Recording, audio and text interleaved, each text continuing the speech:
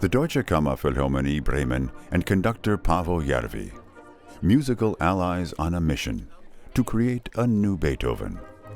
They want their version of the Beethoven symphonies to suit the 21st century. They call it the Beethoven Project.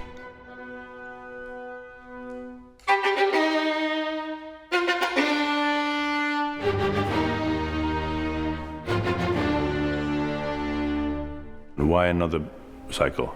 Who needs another cycle? We will always need another cycle. Bremen in northern Germany.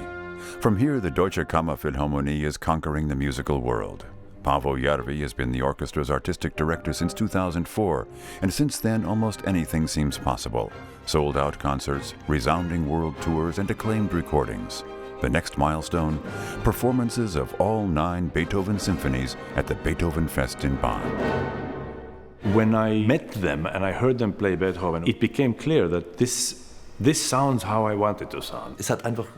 It took years until we were able to produce our characteristic sound quickly.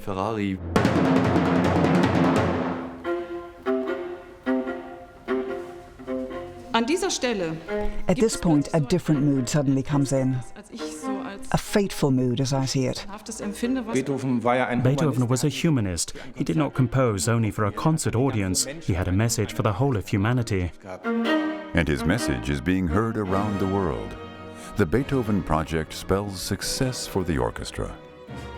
30 years ago, when they started, the prospects were not good. It was only going to happen if people believed in the impossible.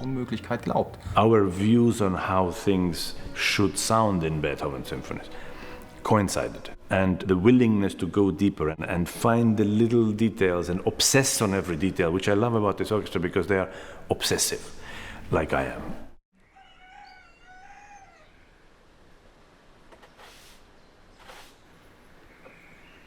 Percussionist Stefan Rapp lives in a formerly squatted building in the center of Bremen. We specialize in one instrument, but I see myself not only as a percussionist, rather as an artist. I came to percussion quite late. I used to play the horn in an orchestra, and for a long time I played the piano. Stefan Rapp has been a member of the Deutsche Kammerphilharmonie Bremen since 1996. He's been part of the Beethoven Project from the beginning. The project began back in 2004, and it continues to make demands of the musicians. Our style has developed over the years. I don't just play as I like. It's something we've worked to achieve. We've discussed it many times. Is the sound too hard or too soft? It took years until we were able to produce our characteristic sound quickly. Now we get up to full speed fast, like a Ferrari, but we still want to be even quicker.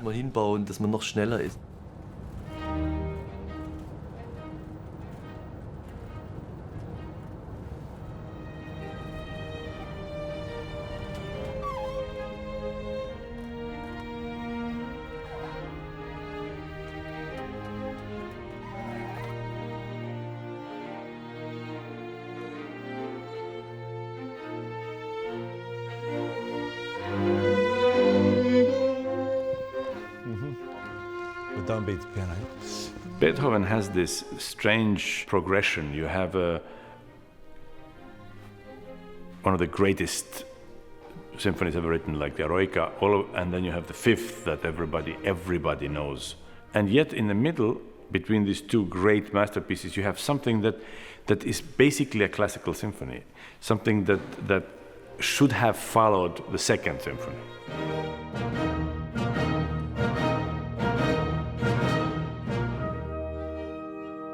Maybe it was a piece that had to be in between these two major milestones, because one had to maybe get away from the Eroica to kind of, it's like that sorbet between the meals, just to clean the palate, just to make sure that you're ready to go on to something else.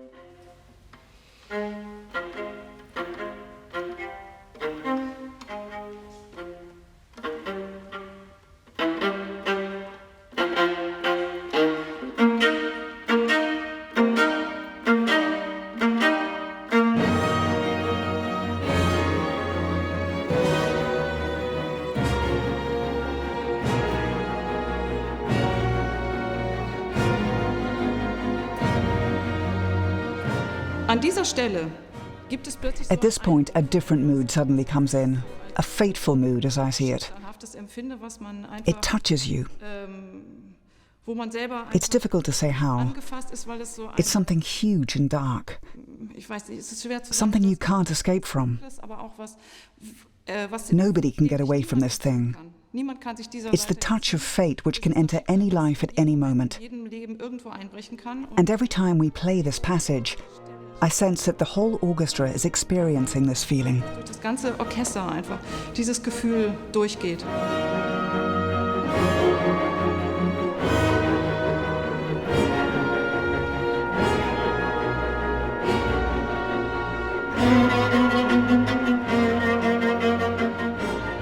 Ich spiele sehr gerne Bratsche, weil ich den I like playing viola because I love the sound very much. It's deeper. It's a more easygoing instrument.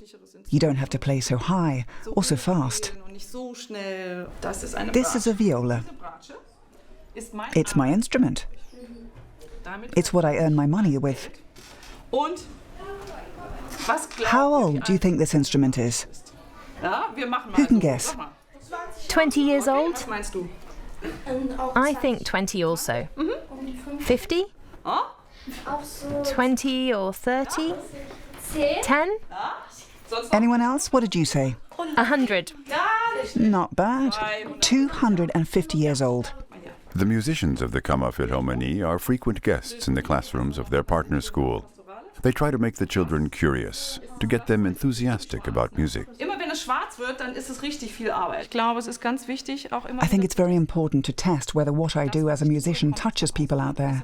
Is it possible to get it across to children and young people? Can the message of classical music only be understood by people who are properly dressed, sitting in a concert hall? Or is it something children can understand? This is a great opportunity for us. Das ist für uns eine große Chance.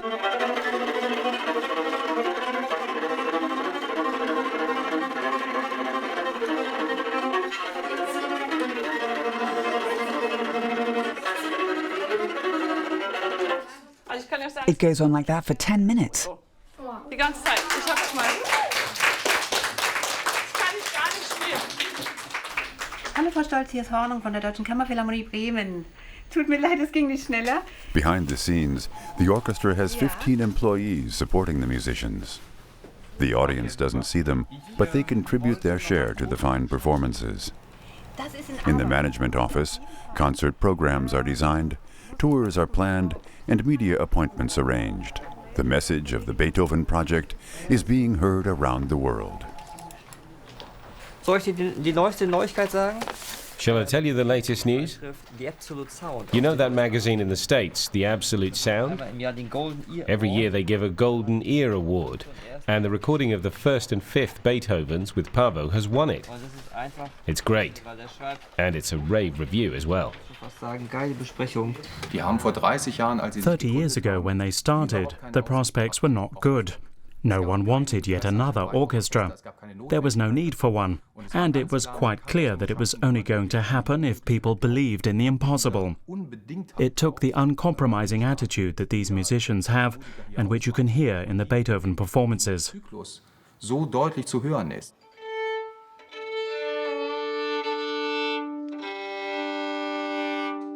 Ich mache das jetzt seit 40 Jahren, genau, dieses Jahr 40 Jahre. I've been doing this for 40 years.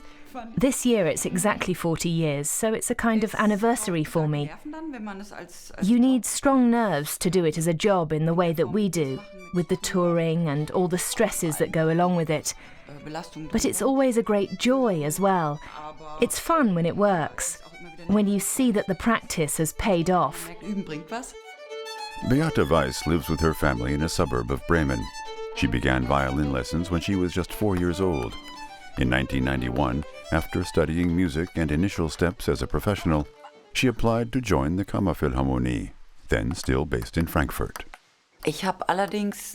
My father said, think about it carefully. Is it a secure job? I was always influenced by my parents, so I tried out somewhere else as well. But then I decided to take the riskier option. I just liked the idea.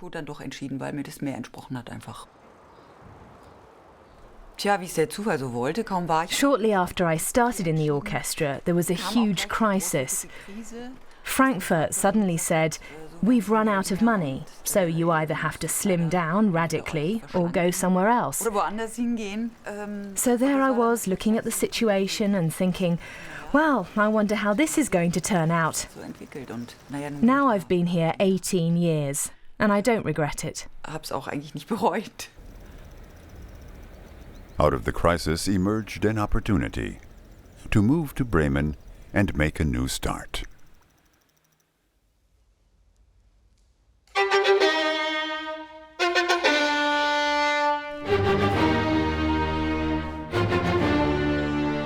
If you have something that short and so powerful as a kind of a motto, it's not even a theme.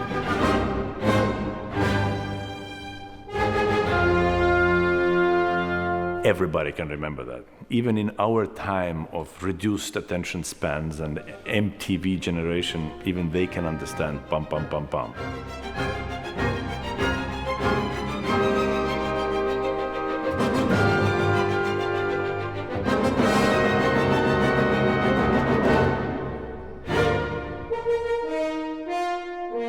For me, the music loses something if it is just one of those big, dramatic gesture after dramatic gesture.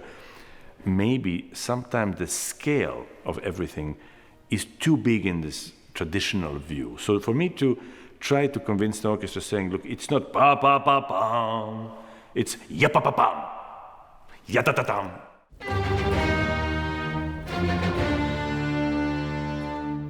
Out of these 4 notes, he constructs the entire symphony. Everything is literally variation, augmentation, diminution. All of a sudden that becomes a phrase.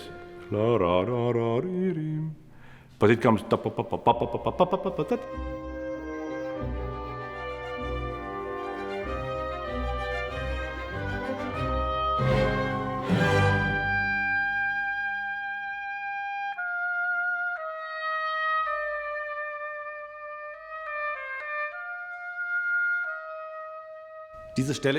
In my view, this is the strongest passage in Beethoven's entire symphonic output, at least up until his 9th symphony. Beethoven was a humanist. He did not compose only for a concert audience. He had a message for the whole of humanity.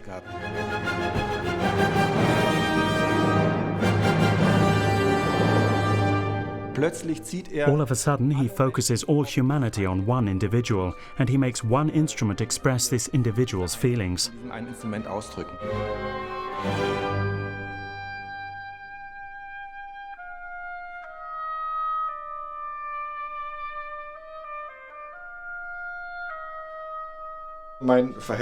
have an ambivalent attitude to this oboe. Sometimes I take it out of its case and, first of all, nothing seems to work. I have to fiddle with the screws and make adjustments. It's very sensitive. I really have to work at our relationship. Ulrich König joined the Kammerphilharmonie in 1988, at the time when wind instruments were added to the strings. A key component in creating the sound of König's oboe is the reed, made from French reed cane. You always hope it's going to be the best reed you've ever made. If you buy it from someone else, you're somehow dependent on them. But I like to be independent. Making these things is a real pain. You're happy if you make one good one in every 10 reeds, but you have to accept that you're going to throw the other 9 away.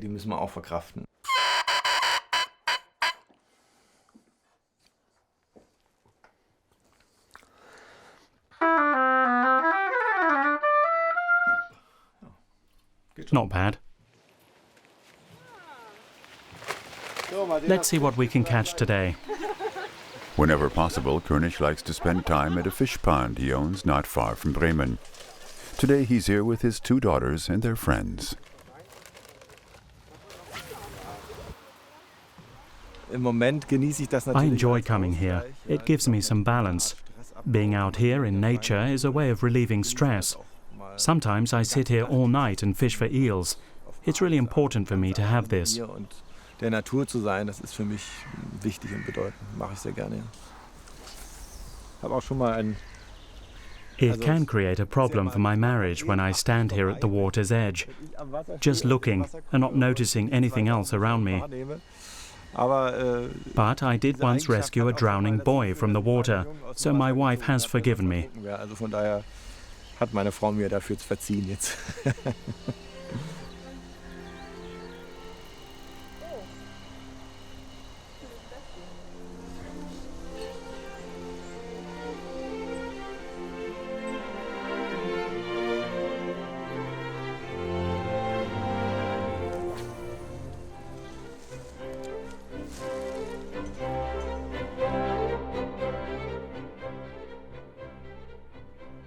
And all of a sudden you have something that goes away from all the human issues and concentrates on nature.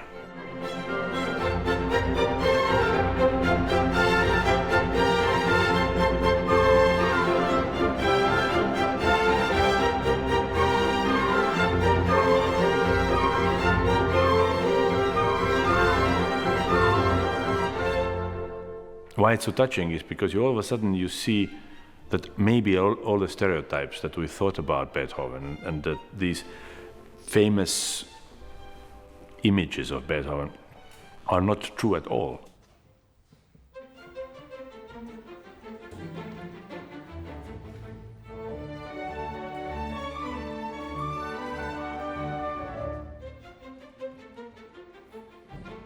It's not meant as a soundtrack, it's not meant as an illustrative piece of work. It is the mood, the atmosphere of it, the air around it, that's what makes a difference.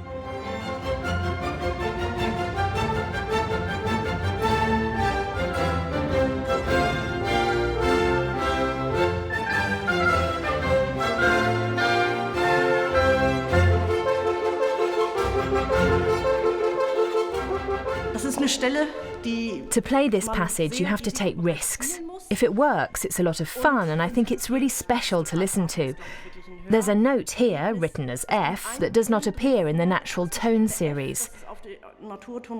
To sound it, you have to stop it. That's to say, put the hand into the bell.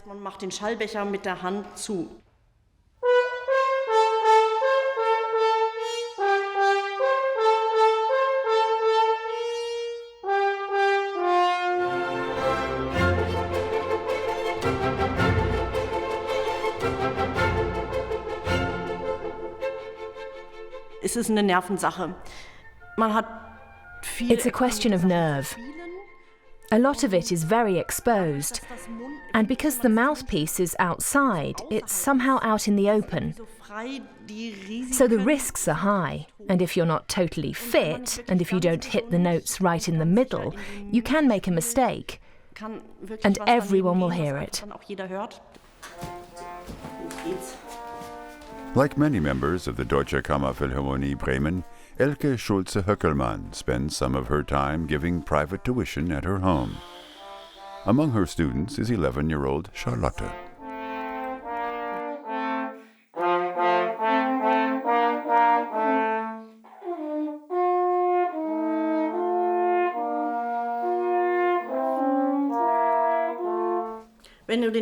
If you hit the note here, it won't sound so good. And here it's the same. But if you hit it right in the middle, it can really vibrate as it should. Many people compare it to competitive sport. The brass players are usually there an hour before the rehearsal to warm up. You need all your muscles. Your breath has to be flowing.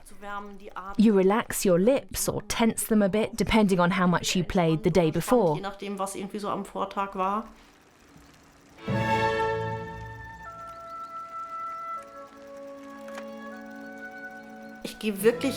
I really like going to rehearsals.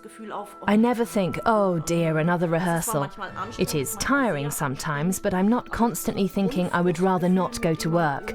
I've heard of other orchestras where that's so, but I've never seen that here.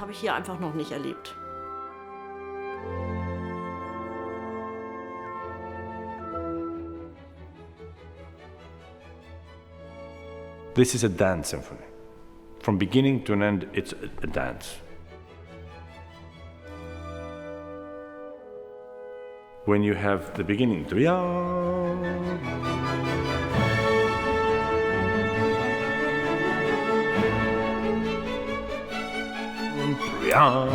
can see the gesture. It's to me, it's so visual that I can't even conduct it any other way because I need to make these gestures. It's a kind of an introduction to a dance.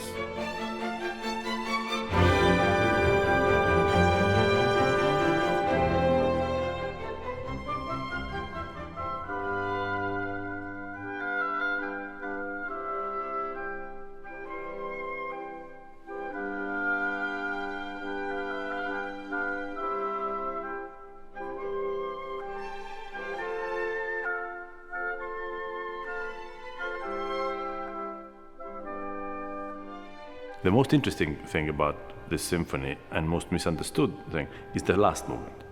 Because last movement has traditionally always been interpreted as a kind of a relentless motoric movement. I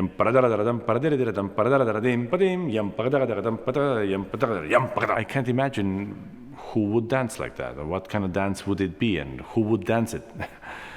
And then, after a little bit of reading, you realize that it is an Irish dance. And it's yam paradiri dim paradara dim paradiri dim padi yam paradira dam parada paradira yam paradam.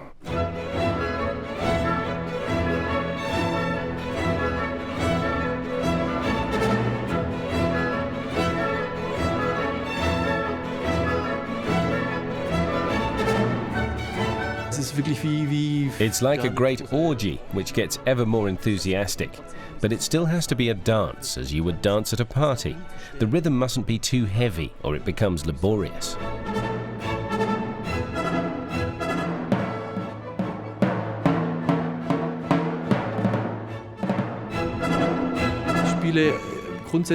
Just like any orchestra would, I play the rhythm, digada, 2 semiquavers and a quaver, but I have to play it a bit shorter, in a more lively way.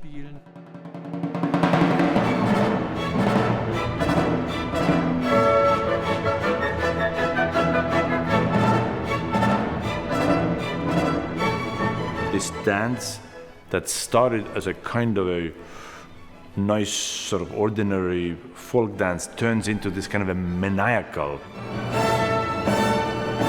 mad, crazy gallop to hell.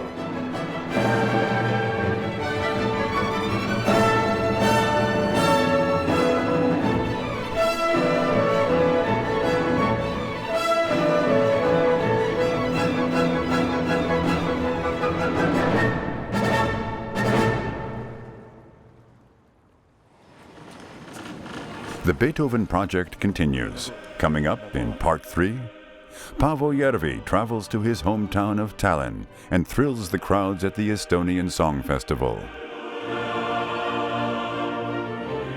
Back in Bremen, conductor Järvi completes his CD recording of all the Beethoven symphonies.